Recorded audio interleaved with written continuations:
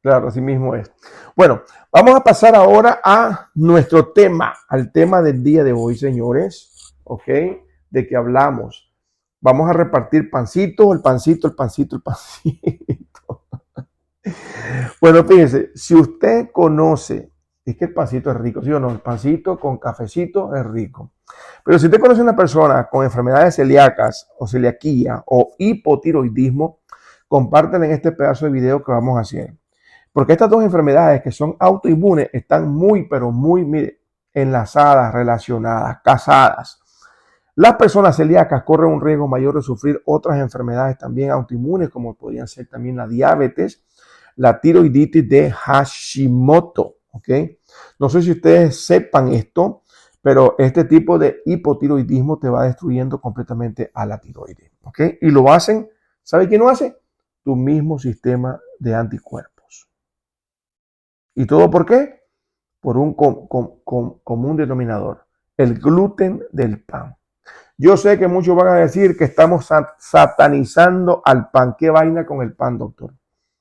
Que mis abuelos comían pan, que yo me crié con el pan. Mire, yo no tengo tiroidismo. Mira, yo no tengo ningún problema de mi estómago. Mira, no tengo celiaquismo.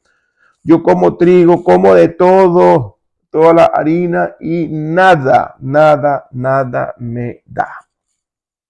Entonces, si usted es de los que piensan así, si usted es uno de los Superman o Superwoman, felicidades. ¿Ok? Felicidades. Pero déjame darte esta información y después usted haga su decisión de seguir y esperar o prevenir y no sufrir. ¿Ok?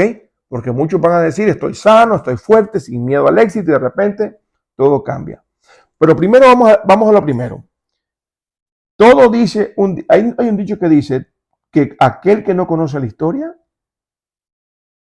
es correcto, está condenado a repetirla. Hay en el mundo hoy día un 99% del trigo que estamos comiendo que está alterado. Se empezó a cultivar un trigo que le llaman trigo semienano. Es un trigo más resistente a las sequías, es más resistente a las plagas, es un trigo mucho más fácil de cultivar. Pero ¿qué pasa? Tienen más almidón que el original de nuestros antepasados. Tienen más gliadina, que es una de las proteínas inflamatorias que forman gluten. Ahora, fíjate una cosa, este trigo se elaboró porque para la humanidad del siglo pasado fue muy importante, fue muy importante, salvó muchas vidas. Sí, señores, salvó muchas vidas. Había un agronomista, creo que así se llama, agronomista, de nombre Norman Borlaug, que en 1970 le otorgaron a este señor el Premio Nobel de la Paz. Pero nos quedamos hoy día con un trigo más inflamatorio para nuestro sistema digestivo y más dañino. Pero como les dije, salvó a miles y millones de personas del hambre, literalmente. Entonces, no todo es blanco y negro. Es importante que usted sepa esto, porque no todos los sistemas de cada persona son iguales. Pero tarde que temprano lo vamos a sentir. ¿Ok? Si no es aquí mismo en nuestra juventud, va a ser en la vejez. Y para eso tengo la necesidad de darte una referencia del trigo que hoy pudiera estar comiendo. El trigo que se consumía durante el Imperio Romano solamente contenía 4% del gluten. Yo le he hablado mucho ya en otros videos que tengo acerca del pan.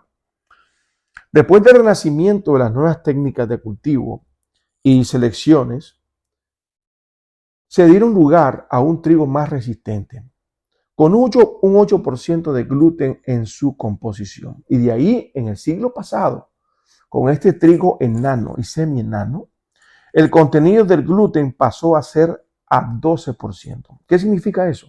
Señores, que estamos comiendo 3 veces más el valor del gluten en el trigo que consumíamos en el tiempo de nuestros abuelos y tatarabuelos.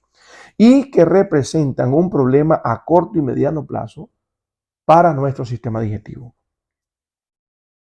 Desde el tiempo de Jesucristo y los romanos, el trigo ha tenido más de 80 mutaciones.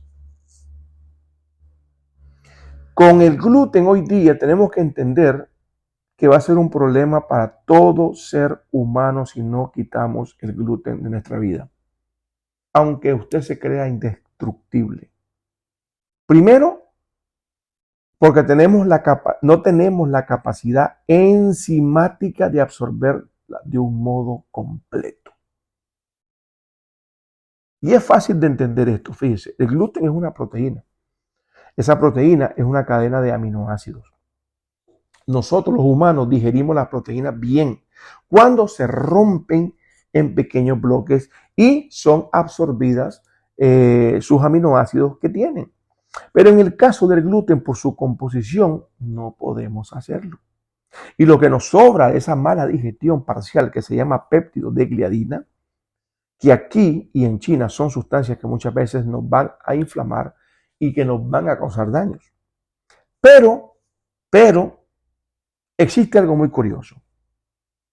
Y es lo que muchas veces las personas que lo consumen se sienten Superman, Superwoman, y que no han tenido hasta este momento problemas. Aunque ningún humano, recuerde esto, aunque ningún humano tiene la capacidad hoy día de digerir por completo el gluten, podemos decir que hay reactividades diferentes en los países. ¿Por qué?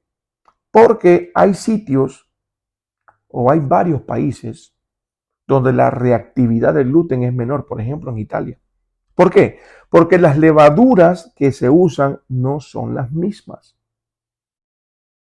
Muchas personas, panaderos, siguen usando levaduras artesanales, ancestrales, que tienen la capacidad enzimática de digerir a esta proteína del gluten por completo. Lo que significa que si usted deja elevar de 10 a 12 horas el pan, usted le está dando la suficiente tiempo a esas levaduras que eliminen la mayoría de esta proteína inflamatoria. Pero si nosotros aceleramos el proceso, como tienen por costumbre, en donde hacen el pan industrializado, incluso en las panaderías del pueblo, entonces esa masa va a quedar con mucho más porcentaje de proteínas inflamatorias. Si se da cuenta que es donde lo compra y cómo lo procesan, lo que va a hacer la diferencia.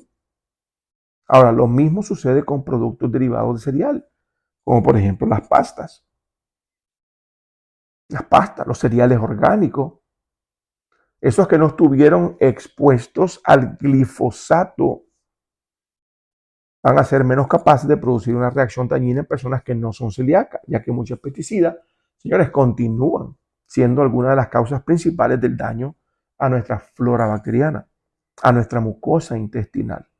Entonces es importante que nosotros comprendamos, señores, cómo es que nuestro sistema digestivo reacciona ante el gluten. Si usted comprende que si las enzimas de la levadura que usamos tengan o no tengan la capacidad de digerir por completo el gluten antes de llevarlo a la boca, eso va a hacer la diferencia. Y que nuestro intestino lo absorba. Donde si no pasa eso, se va a generar un daño a nuestra mucosa y poquito a poquito, señores, lo va a dañar. Donde va a causar permeabilidad de poquito a poquito. Y será nuestra flora bacteriana en nuestro sistema inmune la que dicte sentencia y reacción en cuanto a cómo vamos a reaccionar frente a esa sustancia inflamatoria. Entonces, entre más equilibrado mantengamos usted la flora bacteriana, será leve la reacción que tengamos y menos será el daño que causa a nuestro organismo el comer un pan con gluten. Entonces, hay miles de estudios que están arrojando información de que el gluten o consumir sustancias inflamatorias tendrán efectos negativos en nuestra mucosa de nuestro intestino. Y usted no va a hacer la diferencia. Vuelvo y repito, causa permeabilidad intestinal, donde esas células normalmente en tu intestino están pegadas entre ellas mismas. ¿Para qué? Para impedir que lleguen sustancias dañinas o bacterias a la sangre, ¿verdad? Y entonces, pero nosotros al consumir esta proteína llamada gliadina,